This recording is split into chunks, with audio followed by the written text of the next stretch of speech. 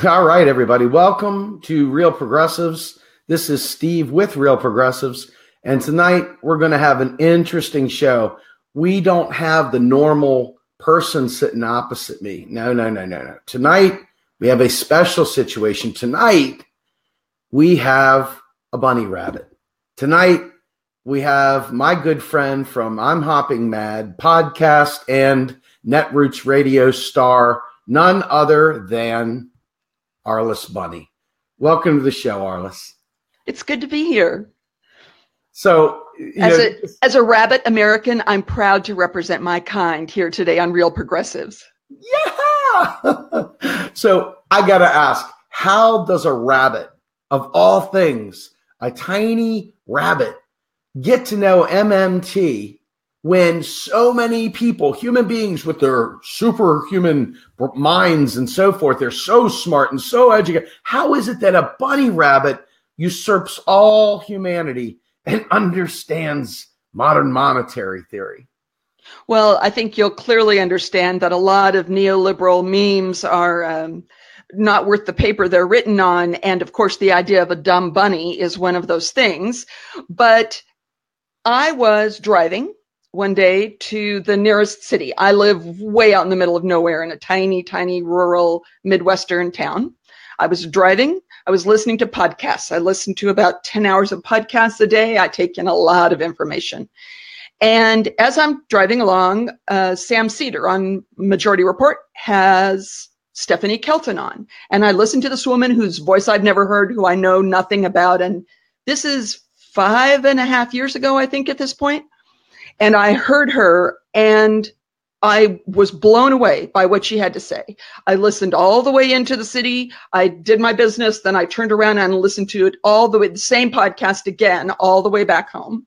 When I got home, I came inside and I sat down at my computer and I Googled modern monetary theory. And a ton of information came up, but everything that came up at that point in time was all written by economists for economists. I have a PhD in physics, so I'm not an idiot, but I'm telling you, wading through that stuff was tough for me. So I did what I always do when I get faced with problems like that. I just started taking notes, and I read and I read and I read and I read and I read. I ordered books. I read some more. I highlighted. I took a ton of notes. And eventually I compiled all of that into my first post on the subject of modern monetary theory on Daily Kos, where it went crazy. And I continued then to post. I posted several times on MMT related things. That's where I met Joe Firestone. And so I sort of got into the MMT community that way.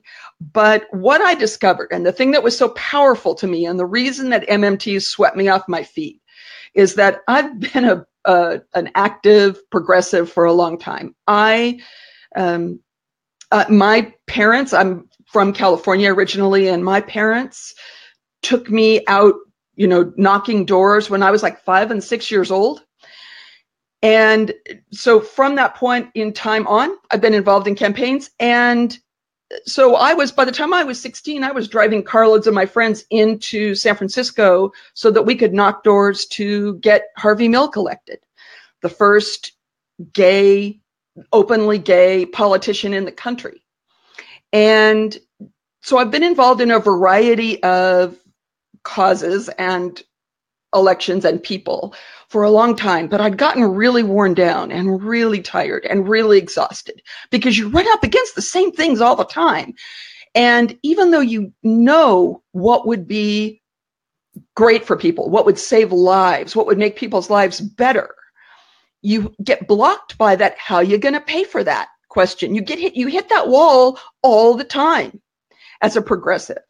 And that day when I heard Stephanie, I understood immediately that modern monetary theory was the answer to how you're going to pay for that. And that was the answer that would make progressive issues and values and programs possible.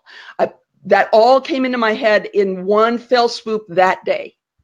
And I have been an MMT evangelist ever since. That is a great way of describing yourself. I fancy myself to be an MMT evangelist. However, many out there have dubbed me an MMT cultist. And, hey, if they want to define me as a cult leader, at least learn what I'm teaching so that they can practice debunking it, right? I welcome them trying to debunk it because it's unassailable. It's fact. It's forensic evidence of how our monetary system works. It disabuses all the tales from the fire pit. It disabuses all the folklore that they tell on Alex Jones. It disabuses all the nonsense that people tell from a bar stool. And it literally cuts through all the bullshit with one hot knife, like through butter. And so when you sit there and you tell me how you stumbled on the MMT, let me do a dueling story momentarily and share with the people that haven't heard this how I came to MMT. And it's kind of different. I'm a former right winger, and I'm so sorry. I know. Well, you know what? It'd be great because I'm no longer right. Now, before I get into it. But the thing is, even if you still were, MMT would still work for you. That's the thing. MMT doesn't take sides. MMT is a description of how things actually work. And one of the things that most blows my mind is that the Republicans have not figured out that they could get rid of taxes with it. Yes, it's ridiculous. I mean, so taking it back, as a former right winger, though, you realize that packaged in that thinking, okay? Now, mind you, I want to be clear. I've got family that votes staunchly Republican, and I know them because I've been around them forever. And I know that they're not bad people. They just don't know any better, and literally don't know any better, and have been indoctrinated into partisan thinking, as many partisans on both sides of the aisle go. They have red filters in front of their face, like the other side has blue filters in front of their face. And they oftentimes fail to see the screw ups, if you will, within their own side of the street. And so I was no different. And I listened to Rush Limbaugh. I listened to Alex Jones. I was a Ron Paul bot for real. I genuinely was a gold standard guy. I got my MBA, and it was taught by a guy who is revered Ronald Reagan and talked glowingly of supply side economics. I got very, very heavily involved in, ironically, pushing W. I even went so far as to campaign for Ron Paul not too terribly long ago, about 6 years ago. And really what it came down to for me is that as the MMTers saw me, they realized this kid, he's a thinker. If we give him information, he's not the kind of guy that'll just blow it off and not read it or not look at it. He'll do it. And even worse or better, he's the kind of guy that'll come out and tell the world, hey, I screwed up. I was wrong. So sure enough, I went through all this stuff, and they showed me, I think the one that really, really tipped the scale for me was Randall Wray's What Are Taxes For? And that was on New Economic Perspectives, and followed up by someone who's not an MMTer, but very, very closely aligned in Roger Malcolm Mitchell with his article on monetary sovereignty that explained the rudiments of economics. Starts at who the sovereign is, who's the currency issuer, who is the currency user, and so forth. And at that moment, literally, the lights went on, and this Republican went from the right almost immediately to going, oh my God, how many lies have I told over the last however long? How much do I have to unlearn from my MBA? How much? And I was just going, oh my God, this is like a lifetime of, I got to redeem the time. I got to fix things, And, I became a devotee of MMT, not even politics. I started actually pulling back from politics a little bit because I realized how much of it was just garbage. And, listening to it became quite painful. The debates were almost like somebody strapped me down and put, toothpicks in my eyes and forced me through some torturous experience.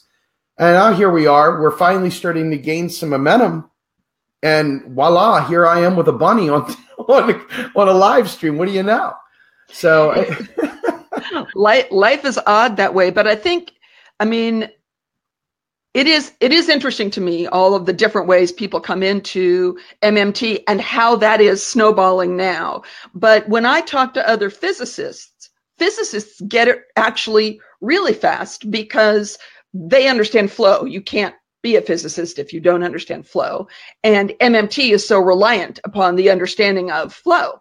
So monetary flow, basically monetary circulation. And so you just see physicists immediately understand and accept it as a fact. And that's one of the most exciting moments to me when you see that light bulb come on, whether it's online, like I did with some folks today on Daily Kos, or whether it is, through Twitter. It is through Hopping Mad, I wrote a book, The Smart Bunny's Guide to Debt, Deficit, and Austerity. But no matter how the process is, if I come in contact with it and get to see that light come on, man, that just makes my day. Yeah, it's interesting you should say that. When we first started this, this thing, Real Progressives was just a small Facebook group with about 200 people in it. And, right on the beginnings of the campaign, which we don't really need to get into because I think everybody's heard that story 100 times. But the bottom line was this little group here started very, very tiny. And in very, very short order, that Facebook group grew to 20,000 people. And we started a page at around the, 1,200 people mark on the group. And the page went crazy. And it was like every week we were posting, thank you, we're up to 30,000 followers. Now we're up to 50,000, 75,000, 80, 100, And now Facebook algorithms have kind of topped us out at around 120,000, which means we've outgrown this platform. We've got to start finding new and improved ways of getting our message out. But the truth of the matter is that we have had just about every conceivable MMTer on this show, from Ellis Winningham, who I did forever. We were a Sunday night tag team that just really, really got a lot of people engaged. Ellis is my favorite MMTer by far. I miss him a lot. Well, he's got a note up here. I can see a note from him up here on my screen. And hi, Ellis. That's Steve putting him up there because Steve wants Ellis to know I miss him and I love him. But Ellis is actually with us, and deficit owls are in here as well. I'm loving it. It's Sam or Bill, whichever one of you is manning the cannon. Welcome aboard. Anyway, let's get to the meat of this a little bit. You and I met inadvertently. I didn't realize it. It must have been in the carrot patch, but we met at the MMT conference in Kansas City. Right. And we both kind of took notes. I found out about you guys right before we went on this trip. And Jim Kohler, who was the head of our program management office at Real Progressives, said, you got to listen to this, man. I've been listening to him every morning, man. It's great. And sure enough, we got hooked on I'm Hopping Mad. And, it's all for me, it's all about the MMT. And now, I got to talk with you and Will yesterday, and that was quite an experience. I look forward to that. Your podcast coming out, I believe, tomorrow. That's right. But you guys are a really, really tight-knit little group, and you have a lot of power. And when we were talking through our various stances in that interview, one of the things that jumped out at us, and it seemed like the right thing to talk about today, is trade. And how MMT views trade, and the current, we got the crazy man in the White House right now, and he's ready to start a trade war. But the reality is that trade is a little different when you look at it from the side of MMT, and when you look at it from the side of an actual manufacturer. Can you talk to us, set the stage for this conversation about trade and MMT? Sure. And I will start by telling everybody I own a manufacturing company. My husband and I own a manufacturing company. We ship about 80% of what we build out of the country. And we compete with companies who are in places like Pakistan or Italy or France, Thailand. So we are competing with Australia. We're competing with companies from all over the world in our sector, but we build the leading product in that sector. So we are the Nike of our little niche, and we pay a living wage. We pay 100% of everybody's health insurance, that sort of thing. So we try to live what I preach in my, outside of my day job. So when I think about how MMT approaches trade, there is the academic approach, which is, of course, what you hear and what I'll talk about here in a minute.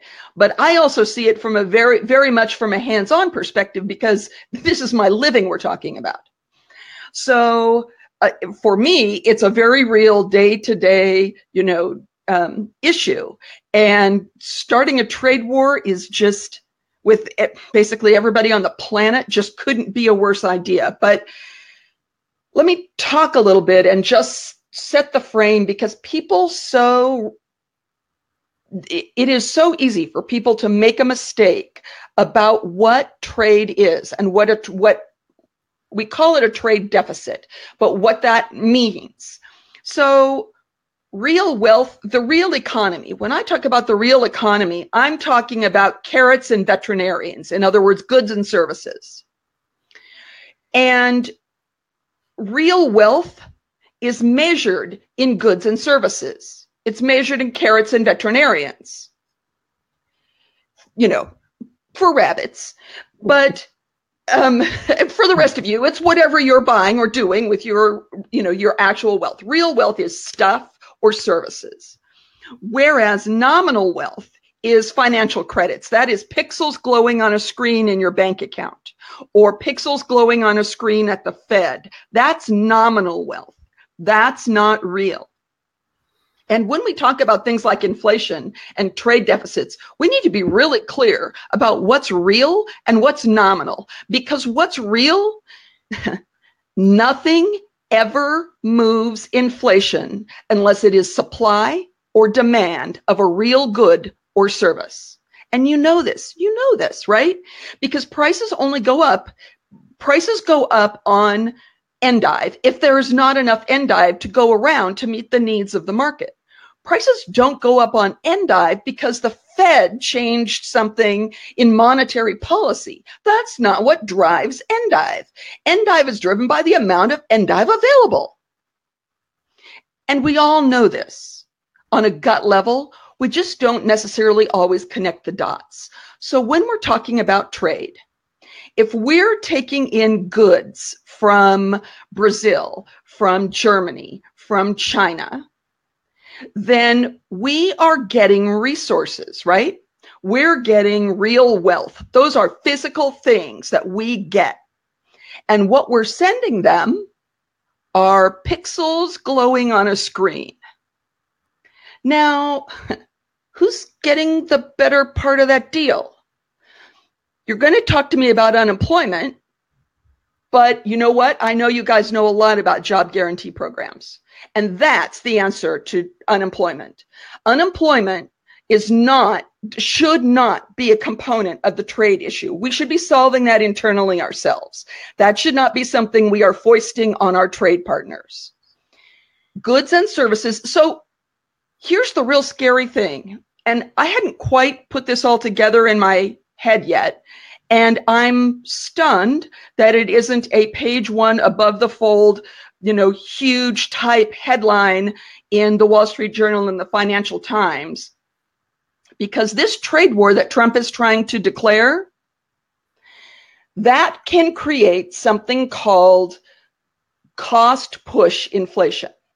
In other words, it would be like the oil shock of the 70s. It is an invented, imaginary, unnecessary push in prices that prevent prices from floating in a natural way.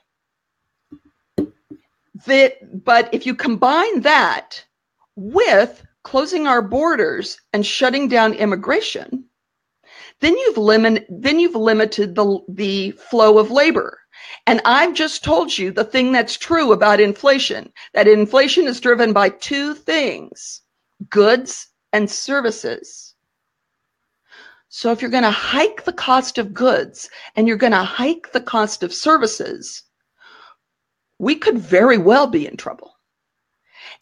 And then the next part of this question is Trump smart enough, and this is debatable, or insane enough to have essentially shorted against the U.S. economy? I don't know if you know what it means to short something in the stock market, but essentially to bet against the U.S. economy in such a way that by creating inflation, he's going to make a lot of money. Since we don't know what he's invested in, we don't have the answer to that. So we don't know if he's just being a criminal in doing this, as opposed to being insane. Oh my God. So, okay. So let's take a step back for just a second. So obviously, one of the key things that the Eugene V. Debs crew of the progressive movement thinks constantly that we got to quote unquote bring the jobs back. And, I think everybody that has done any research at all understands that those jobs probably are not ever coming back, that we need a new economy. And that new economy, quite frankly, could be based in completely renovating our infrastructure to compete with China. China is just absolutely kicking our tail end, and not because of the yuan, but because of the fact that they are thinking about how to make their country great, and they're investing in it. Now, they have a lot of problems, and there's no question about that. I don't want to get into a stack of which one's better, but the fact is that when it comes to thinking about building out their economy and making their country capable of delivering on the future, their mind is in the right place. We can't get out of our own way, but if we did focus on building out the infrastructure and building out our healthcare and building out our education and literally investing on the people, that would dramatically change not only the available jobs that we have in this country, but it would also diminish quite significantly the impact of anything China may or may not be doing. And you've heard me say on the show, because nobody can be a listener to Hopping Mad for any period of time and not have heard me say deficits don't matter, people do. Yes. And that's exactly what this means, right? So whether you're talking about a trade deficit or a budget deficit, deficits don't matter. They are nominal. They are glowing pixels on a screen. What matters is what's affecting your life. If you're employed, that's a problem. And there are a lot of different ways to fix that. But one of them is not to take it out on our trade partners. Because here's the thing, the stronger their economies are, the stronger our economy is. Because of NAFTA, we built a middle class in Mexico. We built a middle class in Mexico. That our trade with Mexico is up 267% since 1993. They're buying more from us than we're buying from them now. Before you go past that, I really think this is important. This is one of those big, if you understood what the capacity of the United States government had to make its economy robust, the people that say, well, we saw jobs leave the country. We saw manufacturing leave the country. NAFTA was a big, horrible thing because factories left America and left big rust belts and all this other stuff, right? And if you just allow the market itself, if you run a market economy and you forget your role as the federal government, then you have forsaken your people, and you have forsaken prosperity for all, and you have forsaken literally the most fundamental tenet of government, which is serving the general welfare.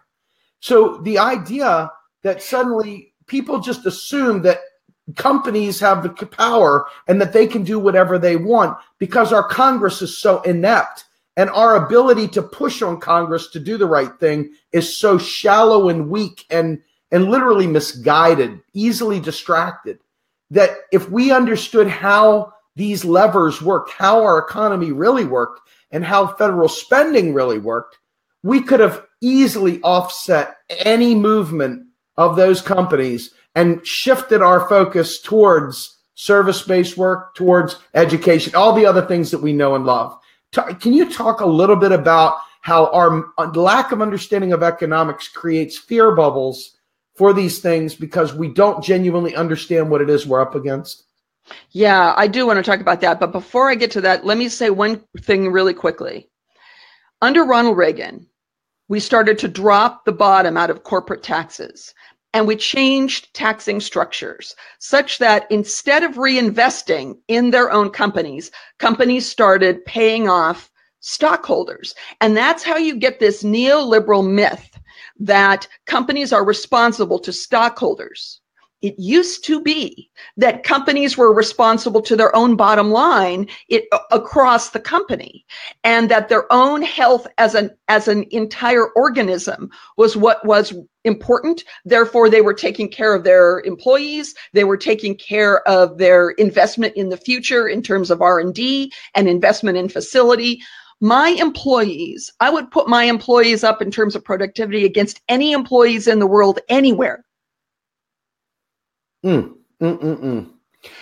American productivity, the productivity of American workers is the best in the world. Absolutely, literally the best in the world. Factually, the best in the world. So the part of the problem here is not just that neoliberals have made people afraid about deficits and created these bubbles and done all of that. That is almost a sideshow to what they have allowed corporations to do. Because now corporations are paying shareholders and paying their top tier executives instead of investing in themselves. And that has created an enormous shift in this country for which no one is taking any responsibility. It's incredibly frustrating. As a manufacturer, it's incredibly frustrating to me. Yeah, I can imagine it tips the scales of, whether or not you can compete. When you're sitting there going up against folks that don't have these problems, and you're sitting there trying to live right and do right by your employees, that puts you behind the eight ball significantly, I would imagine. Yes and no. It would if we were stupid, but the fact is we've invested. We've invested in our people, in training, in time, in apprenticeships, in all the things it takes to build their skill levels. And we've invested in, whatever equipment, whatever facility, those kinds of things. And when we came into this particular sector, it was owned by the Pakistanis of all people. And we have absolutely devastated them in the marketplace. Absolutely devastated them. The Pakistanis. And you know what they're paying. Wow. Right? All right. So let's get back to the initial trade talk here. Because when we were talking, one of the other things that really, really made me sit back and wonder, we have seen repeatedly the misdirection of the Trump administration, and not just I hate to put it all in it, but he's extra crazy. But the reality is that we have seen this go on for so long that it's our new norm. We don't even think there's another possibility beyond, these very, very Boolean choices here. But describe to us what a real solid trade policy might look like, so that we're A, good partners, good global citizens, and B, that we're able to also focus on taking care of the things that need to be done in the United States and not just randomly twisting the ties on Tootsie Pops so that we can have quote unquote manufacturing jobs. Okay, so when I guess one of the things to say is there is some logic to the idea that we do not want to put critical defense programs at the mercy of foreign steel or foreign aluminum. And you know how you fix that problem? In DoD contracts, you include in the contract, and having a physicist. I was a DoD contractor for a long time. You just put into the contract that they must buy American. They must buy American steel. You put that right in the contract. So you don't have to have a trade war to do that. You contract based on that. And that keeps the effect of that procurement to the very narrow critical niche that you're concerned about, or that Trump says he's concerned about. And it keeps it from having a broad effect across the economy. So there are all kinds of targeted things like that. We don't have a problem with free trade. We have a problem with free trade that's imbalanced. And that has to do with regulation. And so the response of the Republican Party has been, okay, then we need to get rid of the regulation here. In other words, they want to race to the bottom. But what we need to be doing is raising the regulations on our trading partners. The environmental regulations, the labor regulations, the safety regulations, all those kinds of things need to come into line. If they're going to trade with us, they need to meet certain kinds of goals.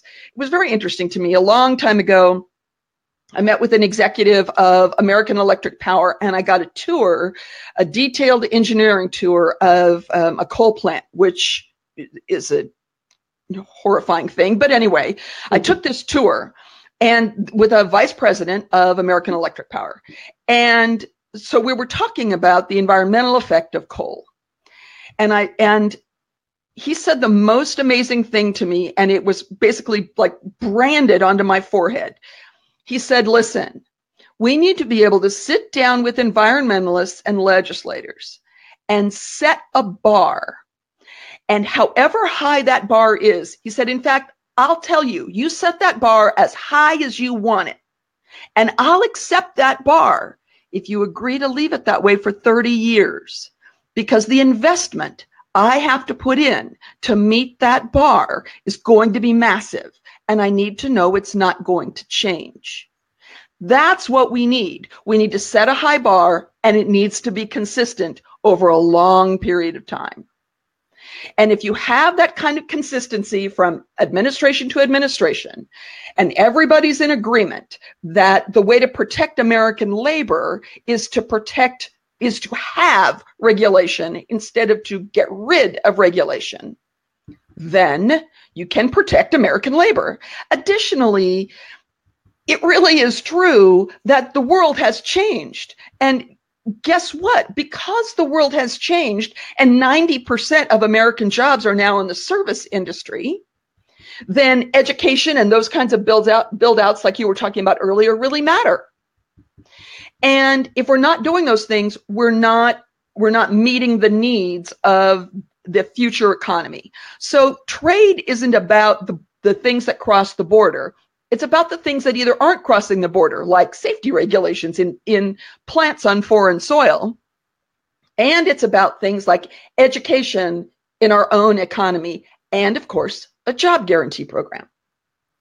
Very, very good. So one of the other things that I thought was interesting, and it's probably good to talk about now, is, obviously one of the big inflationary items out there that could really, really skew the global economy, if you will, is oil and gas, because let's be fair, we are still very much living in a fossil fuel world. And this idea that, the petrodollar, this is one of the things that we get from a lot of the LOL libertarians and some of the other folks that listen to Alex Jones who permeate these airwaves. They talk a lot about the petrodollar and so forth, not understanding it's simply a means of exchange. The real issue is access to energy. What would happen to the United States or any country, quite frankly, that decided that rather than worrying about fooling with the monetary system, they decided to fool with the energy system and started going to sustainable, renewable, green energy? What would happen to their dependence on foreign countries? What would happen to these wars? What would happen in general to the stability of our nation? When you were at the MMT conference, did you happen to attend the Benzinger Institute, the gentleman from the Benzinger Institute? He gave a paper on power green power in Morocco, I want to say. That's Fidel Kaboub, yes. And yes. I wasn't able to because I was actually in another conference that I think I may have actually been, I don't know. There was a conflict, but I don't think I was there. But Fidel works very closely with us, so we get to hear a lot about it, and I'm aware of the paper. But go ahead. Okay, so I was absolutely knocked back by this paper because, when we think about green energy, we're thinking about, huge fields of solar panels or huge wind farms and those kinds of things. He's talking about fish tanks and, compost underneath the fish tanks, and this whole system of providing energy and water and food with fish. And it's something that you can do in a rural area incredibly cheaply, not hooked up to a grid. And I'm sitting there looking at that thing thinking, oh my God, that's a world-changing fish tank. I mean, it's a world-changing fish tank. And it is things like that I think we don't even know that are out there. And that I cannot tell you numbers or statistics around how much of a difference it would make to change our level of energy dependence, but it's obvious it would change everything. It would simply change everything, right? Yeah, absolutely. You do not have to be a smart bunny to know that. You practically don't even have to be, a crustacean to know that. And, not to speak ill of crustaceans. Right. Well, okay. So in the end, I think what I figured out from this was that, ultimately we have answers right here, right now. Whatever way you want to shape it, we have answers right here, right now. And the idea that somehow or another, that somebody's going to drop our dollar, that somehow or another it's not going to be the world reserve currency somehow.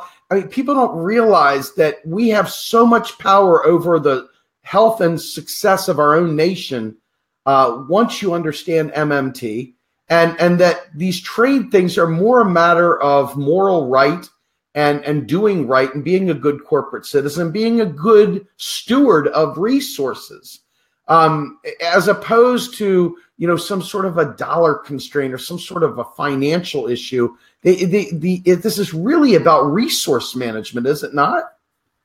Yes, because an economy is driven by two things: goods and services, carrots and veterinarians. It's driven by two things, and only those two things. And I mean, the real economy. And I think that we get so caught up listening to the news and listening to about what Wall Street has to say and all of those kinds of things. And they are always talking about nominal wealth. And somebody asked me today on Daily Kos about the global financial crisis, and wasn't the debt that built up during the global financial crisis the problem? And they were thinking that it was government debt that built up during the global financial crisis and was a problem. And the answer to that was, of course not. It was private debt that was the problem. And it was government QE. I mean, the way it wasn't government debt was because they were able to magic out of thin air quantitative easing, and just don't even get me started on that. That's another whole show. But, they out of thin air, out of their asses, they pulled quantitative easing, and it affected you and I not at all, right? Not at all. I mean, it just made me angry that they didn't do some quantitative easing that actually helped the 99%. They did it all towards, Wall Street, not Main Street. That's right. That's exactly right. Very, very brutal feeling there. I think that, as I peeled the layers of the onion back on this particular subject, I'm going to say some things, and I want to see where we stand, see if you object or if you agree.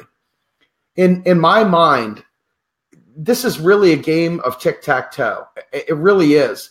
If outside forces do X, Y, and Z. I look at my sectoral balances and I put more government stimulus in there, whether it be through automatic stabilizers that we built into the economy, or whether it be new programs and new policy space based on what our needs are.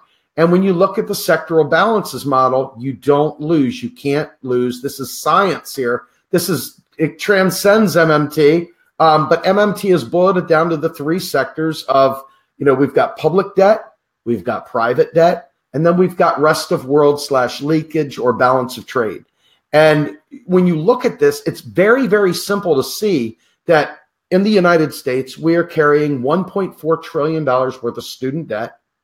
We have seen huge bubbles in the housing market in prior times. And what we see is people have literally lost the ability to buy because they are not sovereign entities. They are not monetarily sovereign. They cannot create their own currency and have it accepted. And so they end up literally going broke, or they run out of buying power. And so economies come to a crawl when Main Street can't take care of its needs. And what we've seen is a government willing to let us commit suicide, let us die in the streets freezing cold, let us die of malnourishment and other diseases, rather than spend the money that it creates freely to offset any issues of trade, to offset any issues of bubbles or whatever. The bottom line is that when we have these problems, MMTers understand how to address those problems. It's like the Alfred E. Neumann, what me worry? You understand intuitively something has to be done in this sector. We know that public debt is not really debt at all, since it's the beginning of the journey for this little guppy of a dollar, the birth of a dollar in that sense. We can always do that. And we sell bonds and stuff like that just as a matter of course. It's in the law, so we do it. But the reality is we could stop selling bonds. We don't need to sell bonds. We sell bonds because there's an outside need to save. People want savings, so they make it available. But they also do it as a basic income for these fat cats. And the reality is that it's unnecessary. It's not debt at all because it's keystroked when these interest payments are paid off. And I oftentimes look at the fact that you can't buy a treasury bond in, chicken necks or gold nuggets. You can only buy them in U.S. dollars. So these countries take their U.S. dollar holdings and buy treasuries with them. And when you think about that, it's really like taking money out of the economy, right? So when you're looking at your sectors, you know that the public sector is always there to fill the tub back up. The private sector has a cap on it. You can only get so much private debt before it goes boom. And the rest of the world you can't really control that. That's kind of how people want to go, and you can influence it, but you can't really control it. So the only thing we can control is that federal public spigot.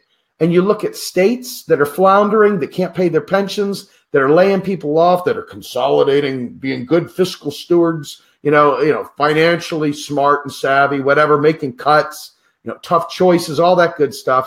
The reality is maybe not. Maybe that's a bunch of bullshit. And the one way that we can actually save not only the economy, but offset any problems with China or Russia or whatever is for our federal government to leverage its power as the currency issuer. Did I say anything there that made you go, Grumbine doesn't know his tail from a hole in the ground? No, you're exactly right. But I think it's really important, and you touched on this and then you kind of whipped right on past it, to say that, first of all, I try really hard not to call debt, or, not to call what neoliberals think of as federal debt. I try not to use the word debt.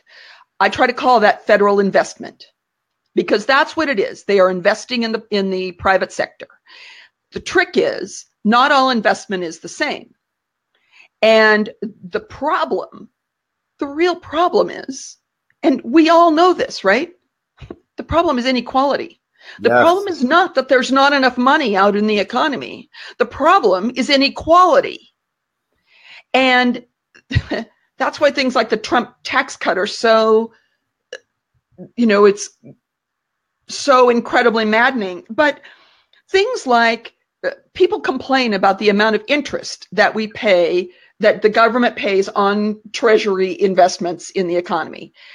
And that interest is an investment, right? That is just the Fed finding another way to put money out into the economy, to invest in the private sector. That interest is a good thing. It is an investment in our side of the ledger. We have made the mistake.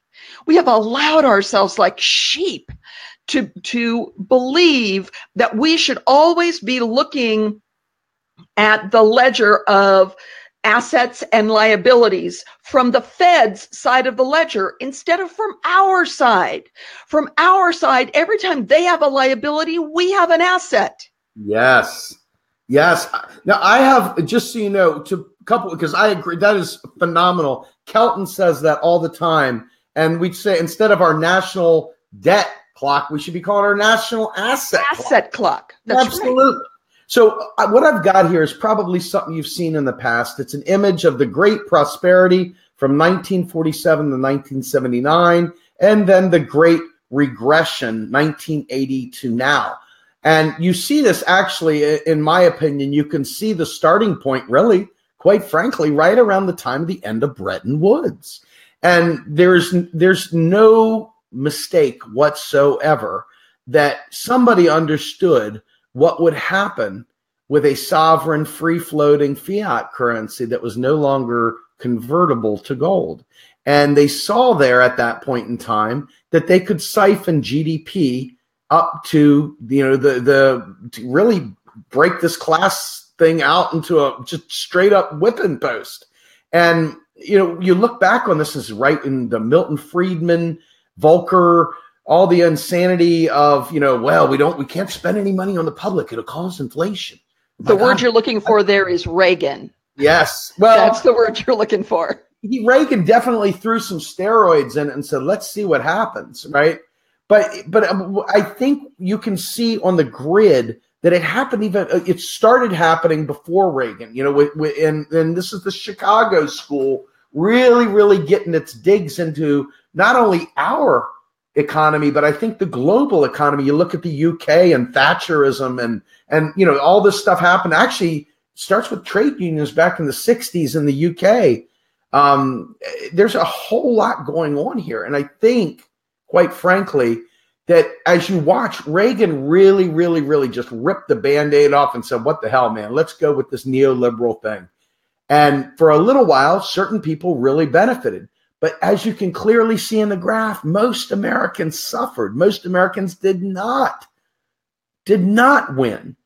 And we have been stagnant while the upper crust has been just sucking GDP to the top for a very long time. They've been living off of our private debt on their yachts, sipping their Grand Marnier, smoking their Cohibas, while we sit there chasing two jobs, if we can find them, just to survive to pay our electric bill. It's just unconscionable. How do we as a nation solve income inequality, given the fact that income inequality literally is the great destroyer of nations? I believe the Tea Party wrote the handbook on that. The Tea Party taught everybody how to move your legislators, right? Absolutely. So and this is part of what we'll talk about actually on Hopping Mad tomorrow with you. But, we talk about and throw around the concept that Democrats have been letting us down. Our Democratic representatives have been letting us down for generations now, and how upset we are about that. You know what? I'm not sure that's really true. I think maybe we've been letting them down. And the reason I say that is because they will be just exactly as brave as they know we are there to back them up. And I think if we want to be effective, instead of just being mad, we need to be able to say to our legislators, be brave, we've got your back, and really mean it, and really do it, and really work for it. Because I honestly think that an awful lot of these people that we have already managed to elect, as mealy-mouthed and frustrating as they are now, if they were able to actually do, if they felt that they were able to actually do what was in their hearts, and we would have their back, they'd be there. Interesting. So with that in mind, just talking purely economics, what do you think, what kind of policies, I mean, to me, the way I see it, a job guarantee literally provides instant mobility and eradicates generational poverty almost immediately. I mean, you now have a living wage if you do this correctly, and you don't, nickel and dime it. But if you give a living wage with living benefits with that job guarantee, you've literally just in its tracks stopped generational poverty. Yes. Mind you, there's a lot of makeup work to do for 40 years plus of neoliberalism. But the idea here is that, in my mind, the job guarantee is that much of a game changer with the benefits packages as well, that I'm a big advocate, so we're on the same page, of citizen benefits versus welfare type approaches with means testing. I believe in making this country great top to bottom. And I think that it changes. I would rather see us not squibble over who can afford what and just do it and make it a part of being a citizen here, like they do in some of the other nations around the world that have more just, equal societies, and really, really focus on the moral crises of income inequality and runaway corporations that are literally buying up our democracy.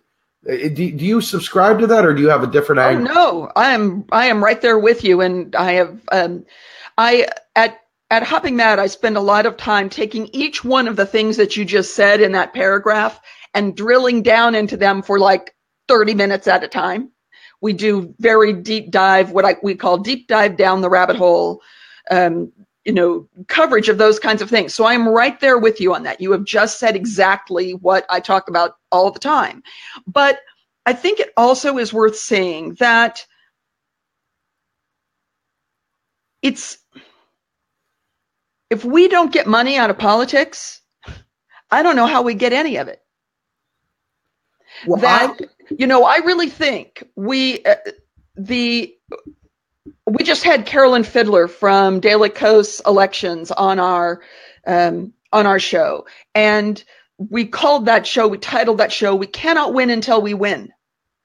And really, I think if we don't take Congress in 2018, if we don't take the House in 2018, and if we don't get the White House back, and I know you don't want to talk politics, you're just talking about economics, but you cannot separate those things until we can get the freaking money out of politics, because you cannot pass the laws it takes to get there. You know what? I don't disagree with you. What I would take, I don't know if the right word is even what I would take issue with, but my angle on this is just a little bit differently. I believe that a mass movement of progressives, period, wherever they are, just get rid of the concept of parties momentarily. You have your parties, you do your elections, knock yourself out. But I think that's what I meant by when I said, be brave. Yes. And, if you have this mass movement of people saying, be brave, Absolutely. Then they can be brave. They can afford to be brave. They can afford to get the money out of politics. They can afford to put a job guarantee program in place. They can afford to set $15 as the basic living wage. And as a manufacturer, as somebody who employs, people, yay. Because right now I have to export 80% of what I build. I would sell a whole hell of a lot more of it here in the United States if people were making more money. Amen, sister. It's interesting. I thought about this after we talked, and it really kind of creeped into my head overnight and throughout the day. And what I think is really fascinating is that, when you look at all the problems we have, that we've only got such a small window of things that we can focus people's minds on, because it's like everybody's got that squirrel mentality. What shiny object? At least rabbits stay focused, right? But rabbits the idea are very focused. But the average person, you sit there and you watch.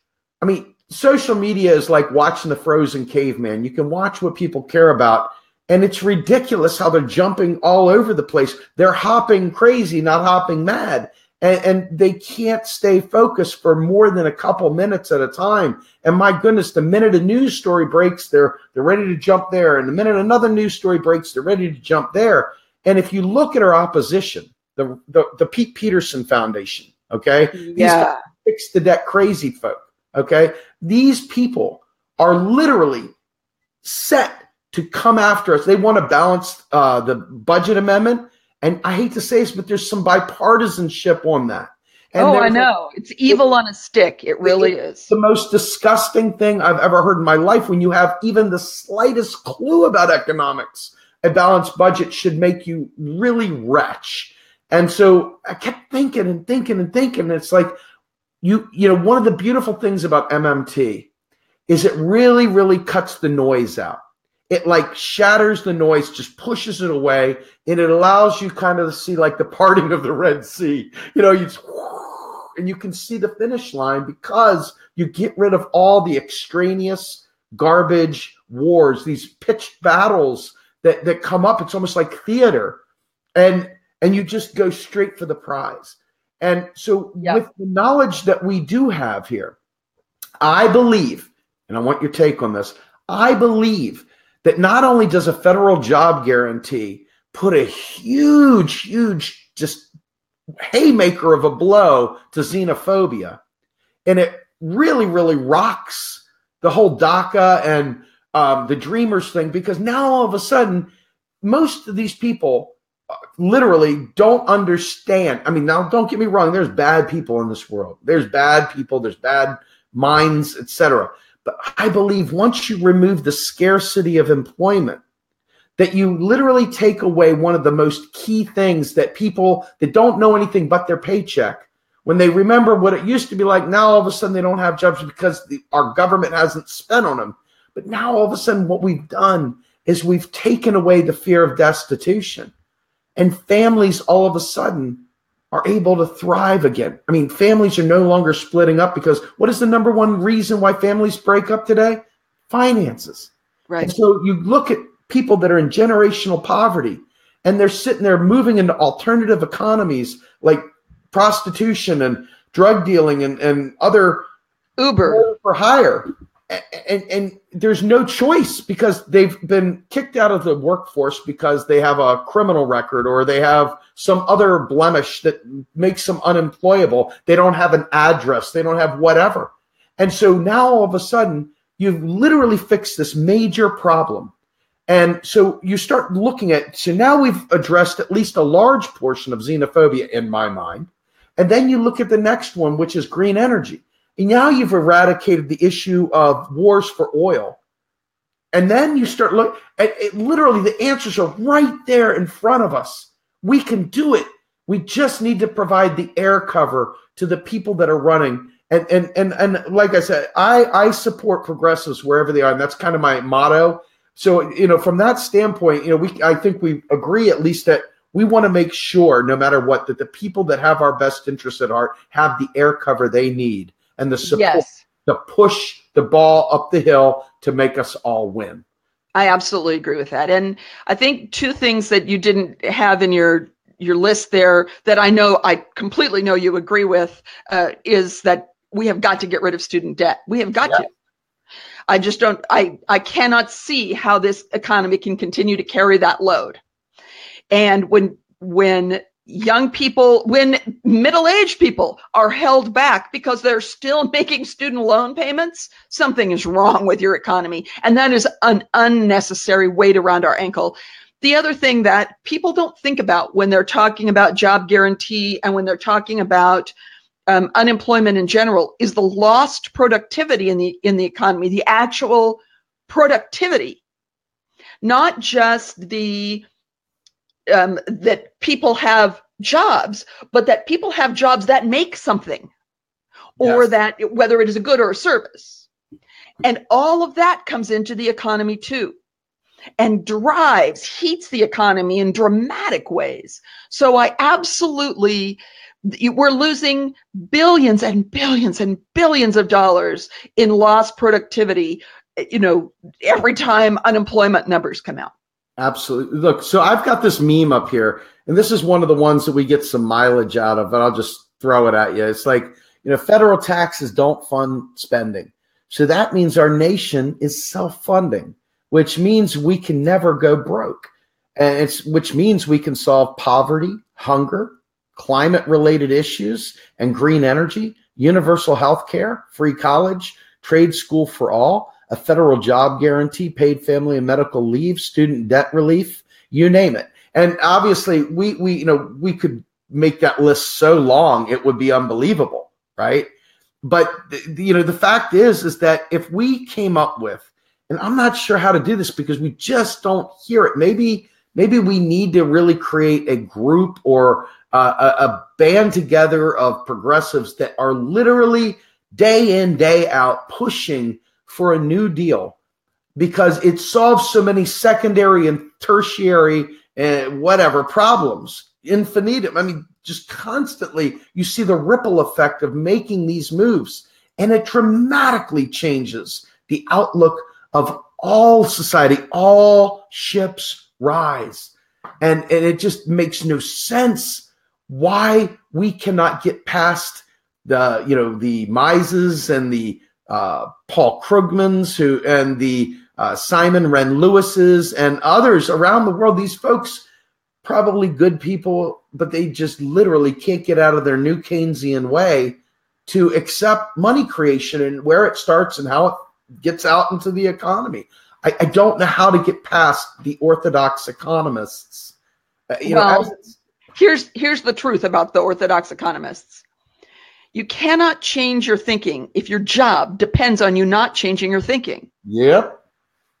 Right? Yep. So expecting, I appreciate that Bethesda 1971 on Daily Kos keeps trying to send MMT information to Paul Krugman, but the reality is Paul Krugman's job depends on him still being a New Keynesian until the day he dies. And that's just going to be the way it is. And we just have to blow past that. The movement of progressives and the message of MMT has to blow the hell past that. Yes, I love that. That is like the home run ticket. All right. So with that in mind, we're over the hour. Let me give you an opportunity to pitch Hopping Mad and to close us out. Sure. Hopping Mad is on Netroots Radio at 9 a.m. on Mondays, and we're also available to download at imhoppingmad.com. We're on Twitter at imhoppingmad. Will McLeod, and you can see the bunny in the picture was wearing the McLeod family tartan. Will McLeod, my podcast partner, is on Twitter at Will McLeod99. I'm on Twitter as Arliss Bunny. And I have a book available on Amazon, The Smart Bunny's Guide to Debt Deficit and Austerity. It's very, very short, and the illustrations are super cute. They were done by my daughter-in-law, who's so talented. But the reality is there's a ton of MMT information out there now, and getting more of it, and the more we sort of cross-pollinate between our various shows and try to amplify what we're saying, the stronger and better and more whole a community we become, because we are all trying to get to the same place. We may be getting there in a slightly different way, or thinking we're going to get there in a slightly different way. That does not matter. What matters is where we're going. I love it. I love it. I love it. I love it. All right. So Arliss Bunny, thank you so much. I am so excited about our friendship and the fact that you guys were gracious enough to give me some time on your show. That means the world to me. And it means a lot to me that you were able to spare the bunny and carrots and bring them over here to Real Progressives as well. My pleasure. All right. Well, look, thank you very much for your time. Folks, thank you all so much for joining us once again at Real Progressives. I'm Steve Grumbine with Arliss Bunny. Have a good night, everyone.